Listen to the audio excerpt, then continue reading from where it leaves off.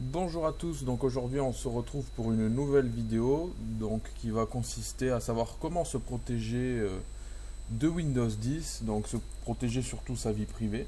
Donc on va commencer tout de suite. Donc vous vous rendez dans le menu démarrer, dans la petite roue crantée pour les paramètres, et ensuite vous allez aller dans confidentialité.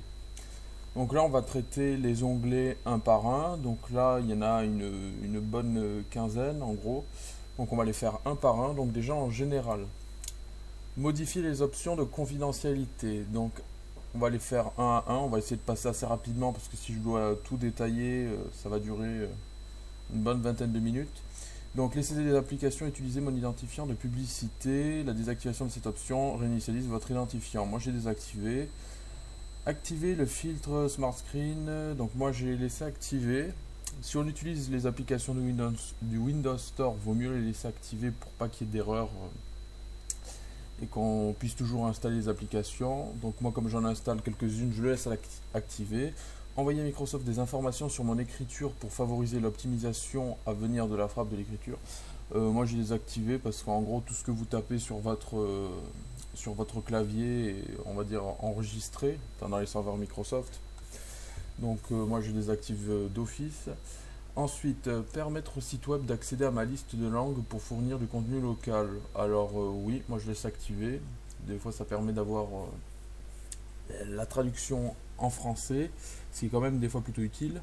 Autoriser les applications installées sur vos autres appareils à exécuter des applications et à poursuivre les expériences entamées sur cet appareil. Donc moi je laisse activer.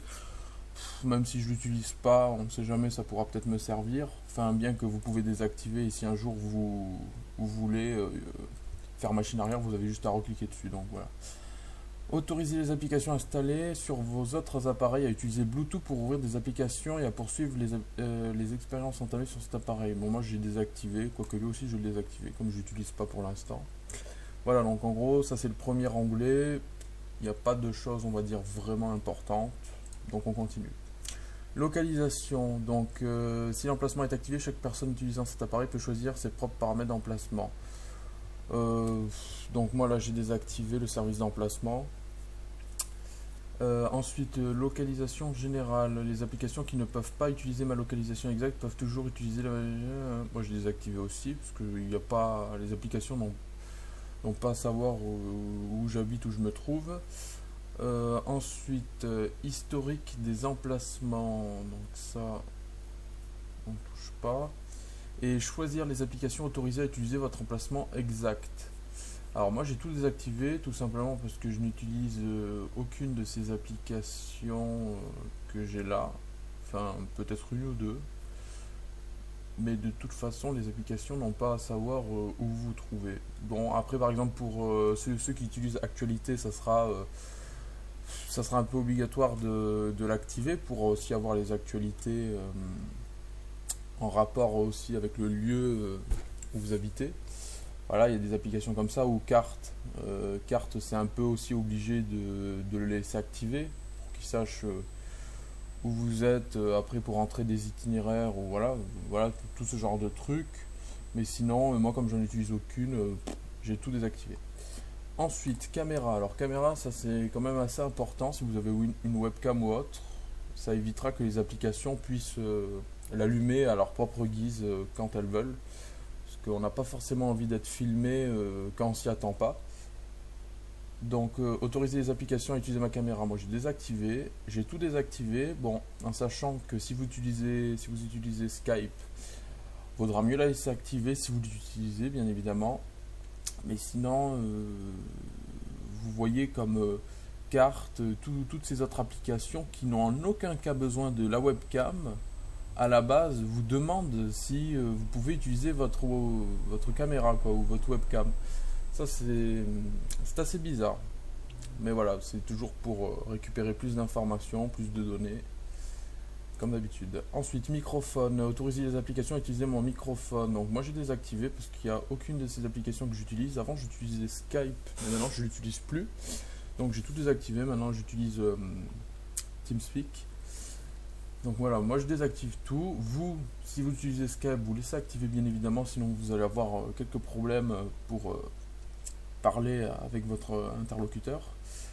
Mais sinon après, voilà, comme d'habitude, il y a des applications, bon comme Shazam, bien sûr, il faut laisser activer, sinon il y aura des petits soucis.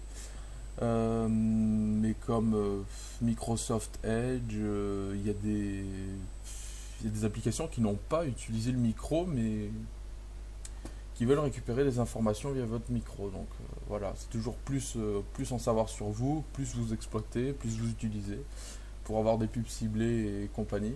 Ensuite, notification, autoriser les applications à accéder à mes notifications. Moi je désactive, même si dans l'onglet notification j'ai rien. J'ai tout désactivé moi.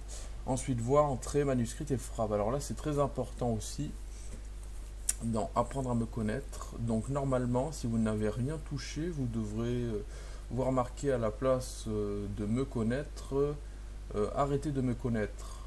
Donc vous cliquez sur arrêter de me connaître et ensuite normalement vous devrez avoir marqué me connaître comme moi. Donc ça veut dire que Windows et Cortana n'iront plus, on va dire, écouter ce que vous dites via votre micro, tout ce que vous tapez sur votre clavier. Voilà, mais après si vous utilisez Cortana, vaut mieux pas le désactiver. Mais après si vous utilisez Cortana, vous acceptez aussi que Microsoft récupère des données quand vous parlez, quand vous écrivez, voilà. Donc après ça c'est un peu le côté pervers, mais moi j'utilise pas Cortana. Pour moi j'en ai aucune utilité, donc voilà. Donc moi je vous déconseille grandement de d'arrêter de me connaître. Ensuite, informations sur le compte. Autoriser les applications à accéder à mon nom, mon avatar et d'autres informations sur le compte. Moi je désactive. Moins on me connaît, mieux c'est. Ensuite, autoriser les applications à accéder à mes contacts. Alors moi j'ai aucun contact via toutes ces applications, mis à part Skype. Donc ouais. Ouais non. Bon, moi j'ai tout désactivé.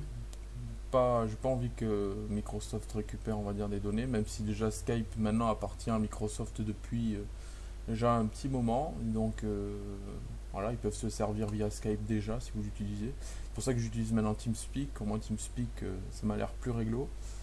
Ensuite, calendrier, autoriser les applications à accéder à mon calendrier. Donc si vous utilisez tout ce qui est application avec, on va dire, des agendas, tout ce genre de trucs. Oui, c'est conseillé de le désactiver. Bon, après, si vous utilisez les applications de Windows pour le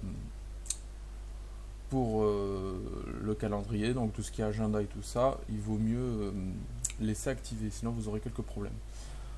Ensuite, historique des appels, autoriser les applications à accéder à mon historique des appels. Alors moi, je n'utilise, il n'y a pas de système, moi je suis sur un PC fixe de bureau là. Donc il n'y a absolument aucun système d'appel, ça fait pas office de téléphone ou de message. Donc moi tout est désactivé, c'est très bien comme ça. De toute façon, même si c'est activé, j'utilise rien de tout ça. Alors courrier électronique, autoriser les applications à accéder et à envoyer un courrier électronique. Donc moi j'ai désactivé, je n'utilise pas les services Microsoft, donc moi je désactive. Messagerie, autoriser les applications à lire ou à envoyer des messages SM. Ouais, ils ont voulu dire SMS ou MMS. Donc moi j'ai tout désactivé encore une fois. Donc vous voyez, suivant ce que vous utilisez, vous laissez activer ou vous désactivez. Radio. Radio, moi j'ai désactivé parce que je n'utilise pas le service de radio de Microsoft. Autre appareil. Alors synchronisation avec des appareils. Alors permettre à vos applications de partager et de synchroniser automatiquement. Donc moi j'ai désactivé parce que je n'utilise pas ce service. Encore une fois, je vous conseille de lire et de voir si vous l'utilisez ou pas. Donc si vous l'utilisez, vous laissez activer. Ou si vous désactivez, ben après vous ne pourrez plus l'utiliser forcément. Donc voilà, donc là ça c'est un exemple. Là j'avais connecté un Wiko, un vieux Wiko que j'avais. Donc là ça c'est désactivé, j'ai désactivé. Parce qu'après tout ce que vous pouvez connecter à l'ordinateur, après forcément il récolte des informations, donc moi j'ai tout désactivé. Ensuite, commentaires et diagnostics. Alors ça c'est très important également. parce qu'en fait ça va être la fréquence à laquelle Windows, on va dire,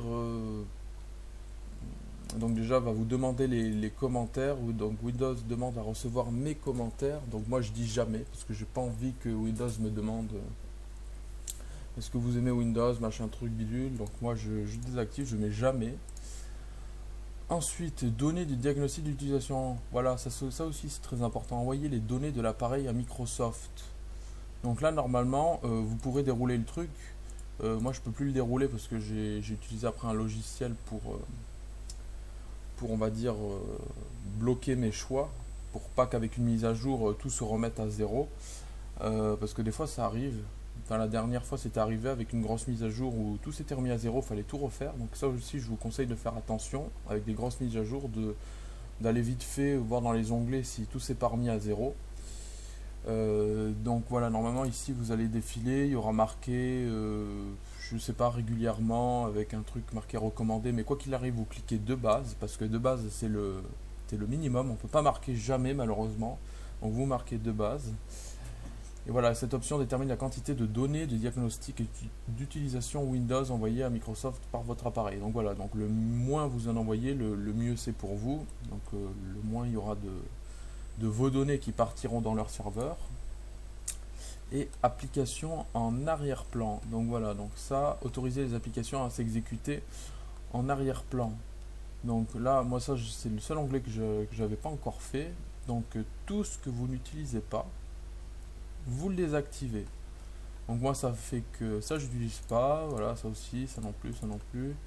Donc je veux qu'il n'y ait rien de toute la liste qui s'exécute en arrière-plan, c'est-à-dire qui se lance tout seul sans que vous le voyez au démarrage par exemple de votre ordinateur ou même à un autre moment. Donc moi je désactive tout. Voilà, bon bien sûr, si vous utilisez comme d'habitude une de ces applications, je ne sais pas, par exemple, calendrier par exemple, si vous utilisez calendrier et que vous voulez qu'il soit lancé, ben, vous laissez activer forcément. Et vous faites ça pour toutes les applications. Donc voilà, moi je désactive tout. Bon, les paramètres, ça moi je vais le laisser. Paramètres, c'est quand même utile. Alors ça je désactive, tout ce genre de trucs. Voilà. Voilà, moi j'ai tout désactivé. Alors voilà, donc après avoir tout désactivé et laissé activer ce que vous voulez, normalement on en a fini. Donc là on a géré chaque onglet. Et donc là normalement c'est une première étape. Alors Windows récoltera toujours des informations sur vous parce que comme vous avez pu le voir, il y a toujours des choses où on ne peut pas dire non. On est toujours obligé d'en envoyer un peu. Mais après il existe aussi des logiciels, on va dire beaucoup plus complexes pour carrément ne rien envoyer. Et si vous voulez que je fasse une vidéo avec un logiciel comme ça qui bloque vraiment des fonctionnalités qu'on ne peut pas bloquer via les paramètres, eh ben, il suffit juste de me le dire dans les commentaires et je le ferai. Donc voilà, j'espère que cette vidéo vous aura aidé et je vous dis à une prochaine fois.